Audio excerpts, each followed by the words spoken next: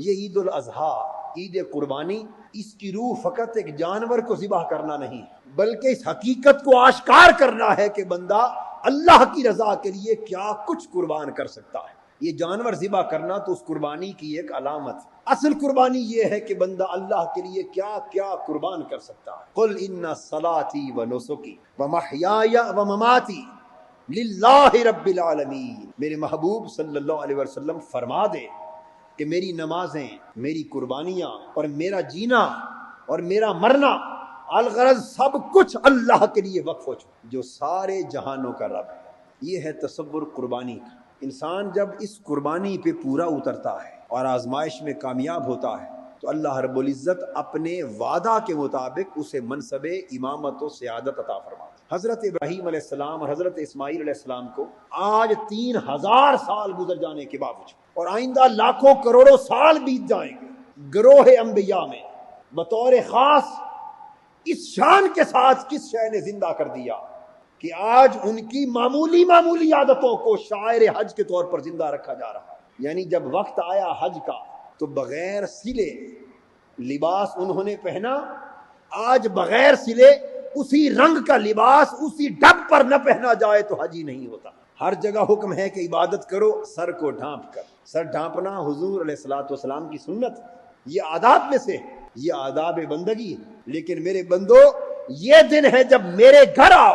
اس مسجد میں تھے، اس مسجد کی اللہ کے گھر بیت اللہ سے کیا نسبت ہے؟ بے شک یہ بھی اللہ کا گھر، وہ بھی اللہ کا گھر ہے، لیکن درجات و مدارج میں کتنا تفاوت کہ یہاں کی پڑھی ہوئی ایک نماز اور بیت اللہ کے حرم میں پڑھی ہوئی ایک نماز لاکھ نمازوں کے درجے کا فرق ہے۔ کتنا فرق ہے؟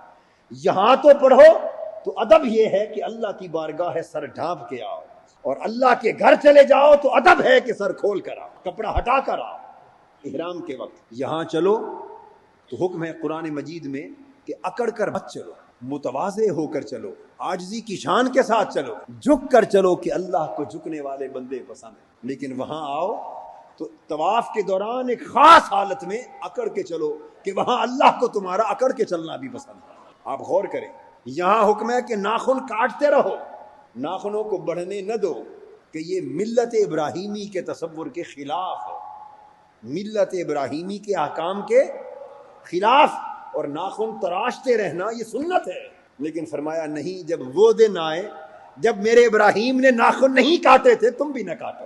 یہاں حکم ہے کہ داڑھی کو اور سر کے بالوں کو مناسب طریقے سے تشوا کر خوبصورت رکھو، لیکن نہیں، جب وہ دن آئے جب میرے ابراہیم بھی اپنی حجامت نہیں کروا سکے تھے، ان دنوں میں تم بھی ہرگز ایک بال تک نہیں کاٹ سکتے۔ یہ سب کچھ کیا ہے؟